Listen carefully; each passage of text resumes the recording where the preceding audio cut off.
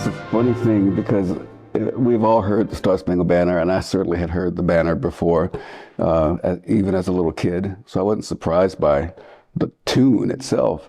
But what struck me was the sound of the orchestra. I had never heard an orchestra live. I certainly had never seen one before.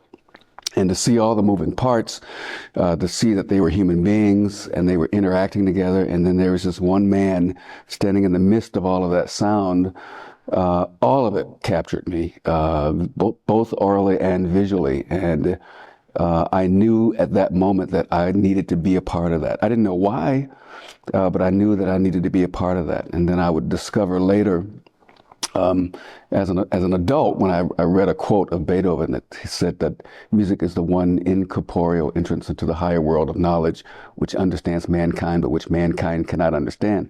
It knows us though we know it not.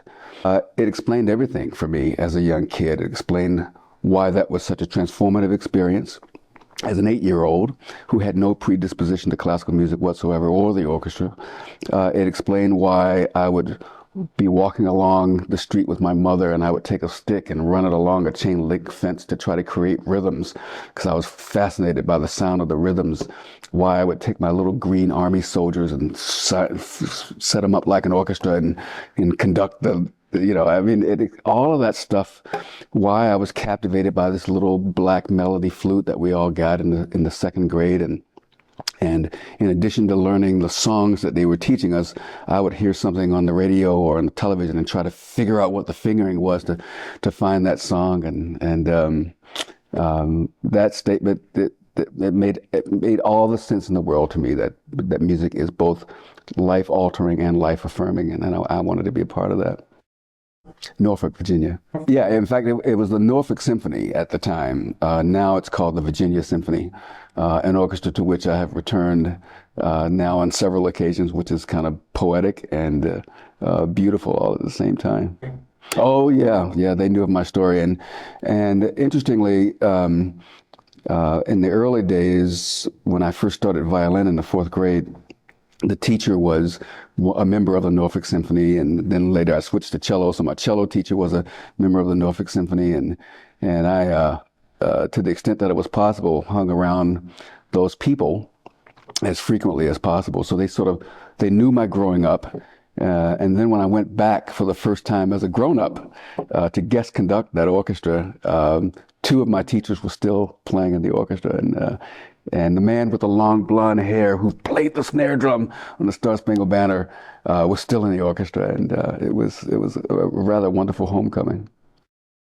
10 years, yeah. Recently renewed through 17-18, I think, is what this current contract is. Technically, it's 14 weeks, 12 weeks of conducting, 2 quote-unquote administrative weeks. But of course, because this is one of my home bases, we don't really count. I mean, it's whatever it is. I mean, this is my orchestra, for crying out loud. I'm not going to sit with a ledger and figure out how many days I'm spending here. So it's 14 weeks in Omaha. Fundraising, friend making. It's all a part of the job, and it's all a necessary part of the job. And for me, it manifests itself in other ways too, because when I get involved in other entities in the community that have nothing to do with music, because of my relationships with these folks in the community, because of being a musician, these people now have access to people through me that they necessarily wouldn't have had access to before. We do all the program planning, but we really sort of do it as a team. Our marketing director and my music executive director, all of us, we sit down and say, what do we want this season to look like, and what kinds of things do we want to present and give to the community, and what kinds of things are good for the orchestra. Certain repertoire makes the orchestra better. Certain repertoire is put in place because the orchestra plays it well. There's a certain repertoire is put into place because it's new and it needs to be presented, needs to be given a voice. A lot of different things go into the mix for putting a season together.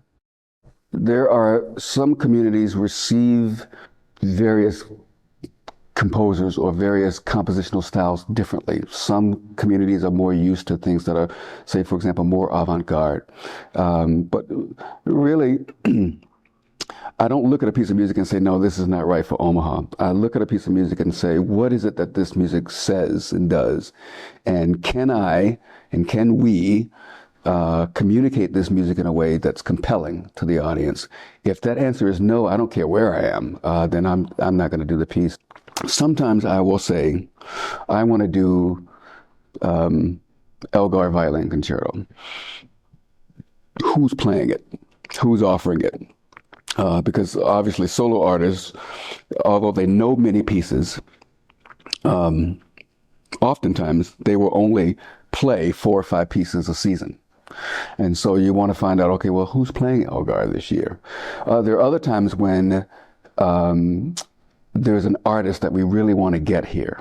And then you say, what is this artist offering? And then they'll say A, B, C, D, and E. And then I'll say, well, let's do E because we've done A and B before, or I like this combination with the other pieces that are on the program. So it's a variety of ways. Sometimes you pick an artist because they're young and they're on their way up, and it's a great opportunity to give them another place to play. Often I will pick artists that I've worked with in other places that we've developed a relationship, because for me, the relationship on stage on a human level is almost as important as the relationship on a musical level. In fact, the better one is, the better the other is. So that factor gets thrown into the mix from time to time as well. Yes, and we had known each other I think that was probably our 4th time working together in Atlanta, and that's always fun because now you're just getting reconnected with a dear friend, and it just so happens that you're going to be making music together. Yo-Yo Ma and I are the same. It's the same happens. Whenever we see each other, it's just great to be together again. And then there's this great thing called music that we're about to get involved in too. So that happens from time to time. This is my 7th season at the Hollywood Bowl, so I've been principal conductor for the last 2 seasons now. We are not really a pops orchestra, but we do play pops because on any given night, any given program can be a variety of different things, because sometimes we program around a theme. So we might do. In fact, last year we opened with the sacrificial dance from Rite of Spring. There have been nights where I've done Chelea, Mozart, Gershwin, B.B. King,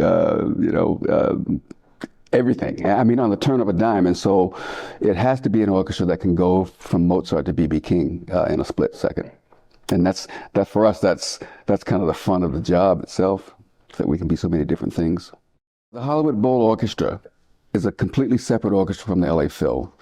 I think this is our 12th year in existence, 12th, 13th year.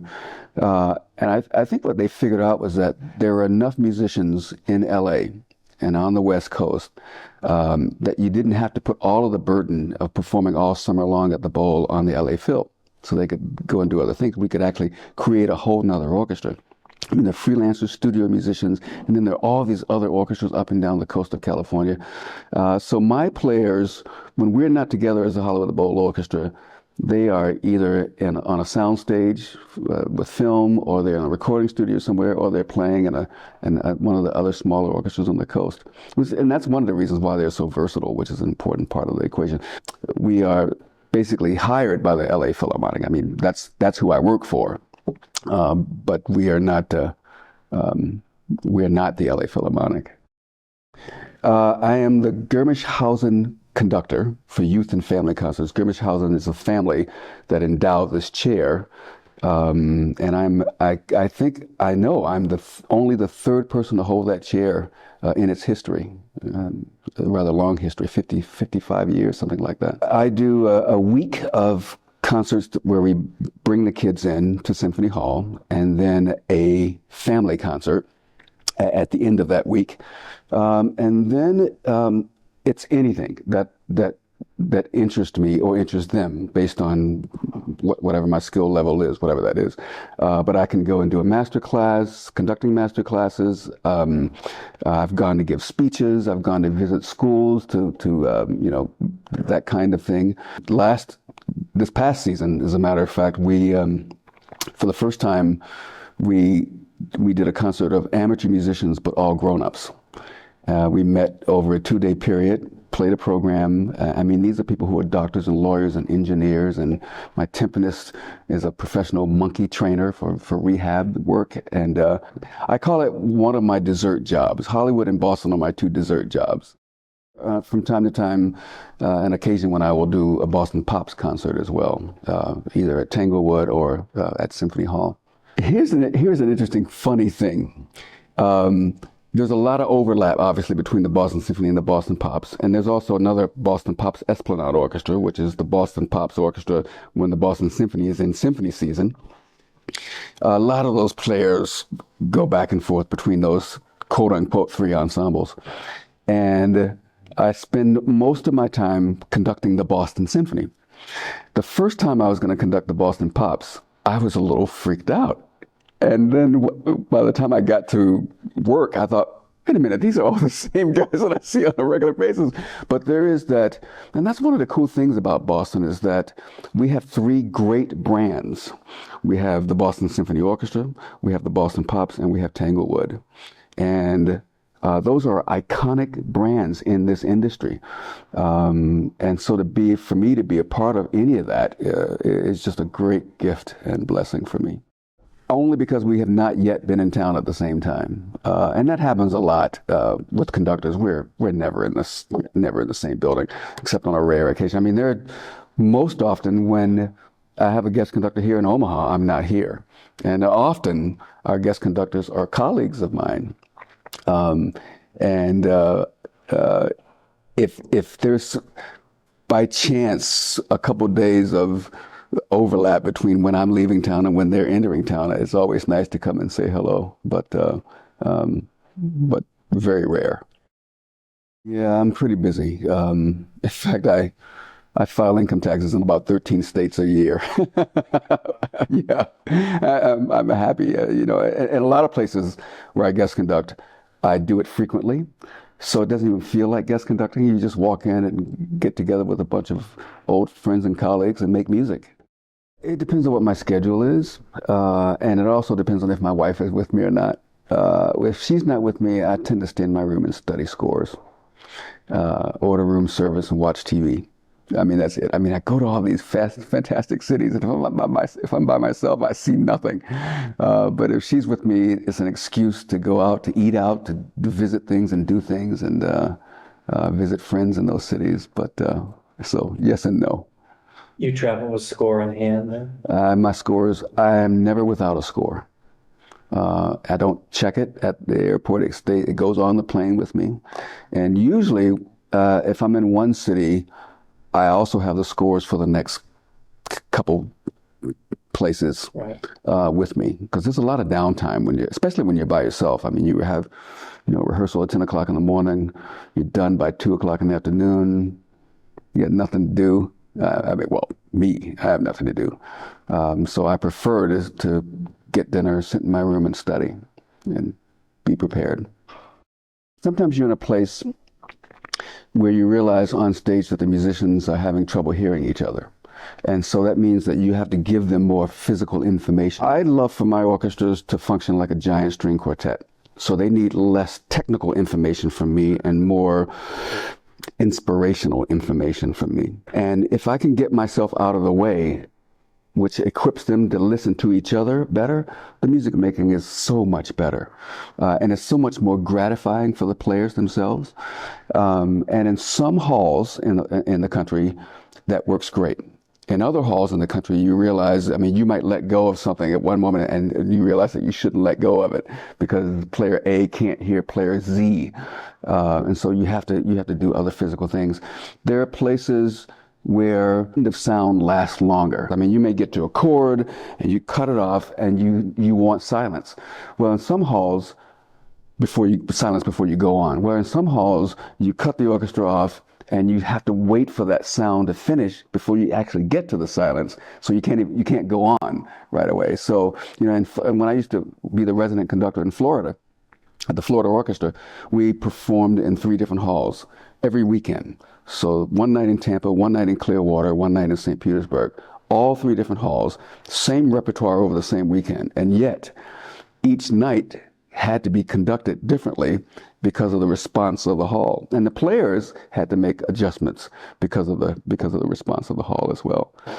Sometimes they delay in some places, sometimes they anticipate in some places. And this hall is one of the places where there are occasions where the back of the orchestra, especially the percussion, has to anticipate. And so they can't necessarily play it where they see it, because if they play it where they see it, they're going to be late. So it's an incredible skill, I must say, that I admire musicians for that, because for me, it's pretty much about the immediacy of sound. But the people who are actually creating the sound have to function on a whole extra level of intelligence than would normally be expected. So it's pretty fascinating. It is something that you have to take into consideration when you're rehearsing the orchestra, because you're standing in one place and you need to know what it sounds like where the listener's sitting, because you as the interpreter have to make adjustments to the sound on stage so that it has the impact that you want, in the house. And in some halls you just get lucky. I mean, like Detroit Symphony Orchestra, their hall is one of the best halls on the planet, because not only can the players hear each other really well on stage, so the acoustic on stage is fantastic, but there's such a bloom of the sound in the room that it's just completely, utterly gratifying. And that was prior to the days of acoustical tiles and making mathematical adjustments to this wall and this curtain. You just lucked out and got a great hall. And that happens from time to time. There are panels that can come down to create more absorption in the house. And there's also a couple banks of clouds that can be lowered to certain specifications based on the size of the ensemble that's on stage. No, it was built. It was planned, and it was planned before I got here, and it was being built just as I was arriving, and it was finished my very first season here. So it was already in the works long before I got here. Talk about luck, huh? Step into a new job and have a new hall all at the same time is fantastic. It says a lot about a community that is willing to not only build a hall, but build a hall for acoustic music. Not one to be multi-purpose, so that, and I love Broadway, but so, 1 week there's a Broadway show, the next week there's a this. This hall was built for this community, for acoustic music. And it speaks volumes about what this community values.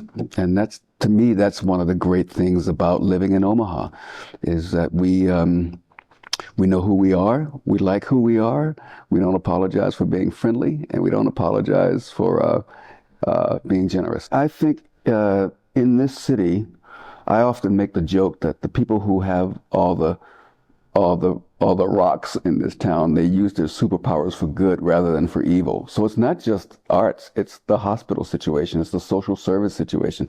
This is a community of fathers. And I mean, and I mean that in the most generic sense of patriarchs and matriarchs who care for the least of those as well as those who have plenty. And I think part of that comes from Midwestern values. There is just a compassion and a care for the quality of life in this community that I haven't seen in a lot of places, and I travel a lot of places, and it's really, really quite remarkable. And so you mix in those Midwestern sort of roots and work ethic, and we used to have I used to be on the board of the Chamber of Commerce, and we had a joke that there are a lot of kids in this city who never realize they're millionaires until their parents' wills are read, because people live their lives in such a I don't need stuff way. The best things in life aren't things, as we often say. So let's go after the things that are important. how a person lives their life, how a person gets a chance, if they weren't given an opportunity, was what I call painting doorways on the brick walls for people. That's what this community is about, and the hall is just one of the manifestations, of that general philosophy across town. And I also find this very fascinating.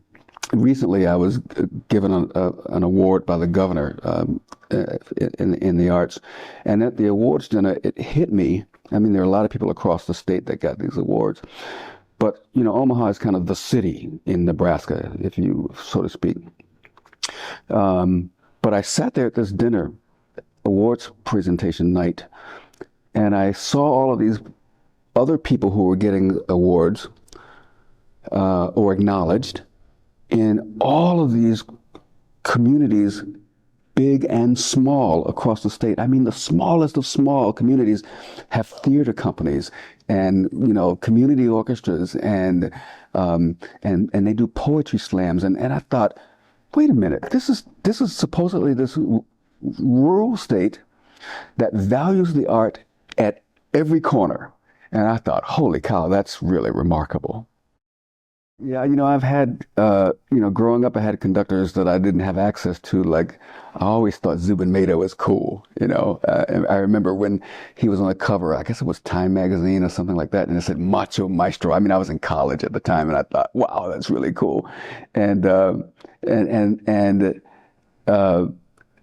his orchestra, I guess it was the New York Phil at the time, was coming to the Kennedy Center, and I was an undergraduate student in Winchester, Virginia, at Shenandoah Conservatory of Music, and so I drove to D.C. to see the concert. But I had read in that article that he loved hot peppers, and so I sent a batch of hot peppers to him via the Kennedy Center, and then I got a chance to meet him backstage in the green room after the concert, and told him I was that person, and he sent me a couple of albums, or he had his people send me a couple of albums, and so I was the big man on campus. Like, I got this package from Zubin Mehta.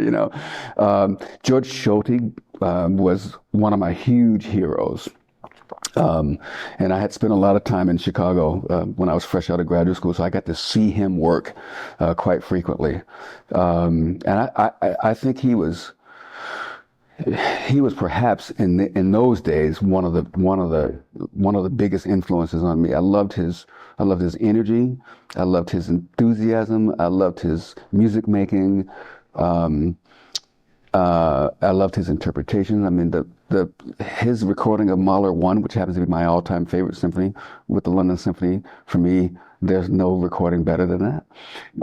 So Scholti was a big guy. And then as I started to get older and progress, I started to watch people like James DePriest and Leonard Slatkin, and those were my two guys. They were both Americans. They both had an incredible work ethic.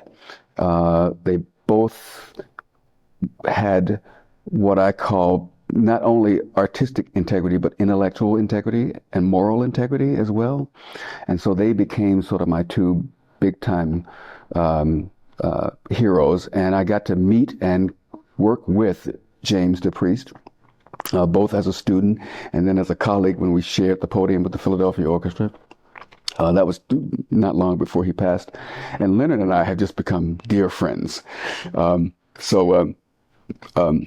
That has been the development of a friendship with a person who was my idol, has been just a great gift. And I mean, I can email him now and say, I'm thinking about doing this bar in 4 instead of 8. Am I crazy or whatever? But and we poke fun at each other from time to time as well. So that's been a great gift. I haven't even seen one, quite frankly. I mean, a colleague of mine, in fact, who was just here, he's a pianist, did a play conduct here. And we had met in Naples, Florida. I was the guest conductor. He was a guest soloist. And he did the Rachmaninoff Paganini variations with his iPad and a foot pedal to turn the Howard right. Shelley is his name. Right. That was the first time I had done that with anyone. But I like the score, the paper. I like being able to do that to it, and I love I love the visual of the page of a score. Interestingly, nowadays, almost all of my books are on my iPad, and I thought I would miss the tactile feeling of a book, but that's different. I'd much rather get on a plane with my iPad with 30 books on it than 30 books, but I have no problem getting on a plane with 30 scores. We have been talking about the death of classical music for 100 years, and it's still here. I have made the case before that our issue wasn't so much the music. There's a reason why people still listen to Beethoven. There's something inherent in the work itself that allows it to withstand the test of time because of its relationship with humanity. So I'm not ever worried about music's ability to take care of itself. I'm always worried when I find instances where we get in the way of the music. We either get in the way of the music because we want people to believe that we are more important than the music, or that without us this music can't exist, or if you don't present it in a certain way, then you're doing damage to this music. If you don't dress a certain way, either on stage or when you come to the concert hall, then somehow you don't belong in this place. Those are the signals that we can send in this business that I think are dangerous. And so those are the things that I do battle with. If you can't get to me, how will you, and you can't trust me, and you can't have a relationship with me, how will you ever believe that this thing that I'm telling you, trying to introduce to you, is as life-altering and as life-affirming as I'm trying to tell you that it is? Because I've put up a wall of his self-importance. That doesn't do the music any service or justice. And more importantly, it doesn't do the human being any service or any justice. We end up leaving people behind. And I have several instances where someone comes up to me and says, "Oh my gosh, I had no idea." Those are some of my favorite words to hear from an audience member. "Oh my gosh, I had no idea." And then all of a sudden, now they understand that this music was written for them. It wasn't written so the composer could show off his or her prowess in music theory or music history. It's not played so an individual can prove that they're the best violinist on the face of the planet. This music was created so that the person who gets to be around it walks away better. And different, and made better. And so we're going to be fine as long as we don't get in the way of music. And, I can't tell you the number of kids that walk up to me on the street here in Omaha who are teenagers who said, "Oh my gosh, that Stravinsky was incredible. I bumped into him at the grocery store and Home Depot, whatever." And I look out in the audience because I talk to all of my audiences, and I see all kinds of faces out there, and I'm encouraged by that. So no, I think we'll be fine as long as we do our due diligence to not be obstacles.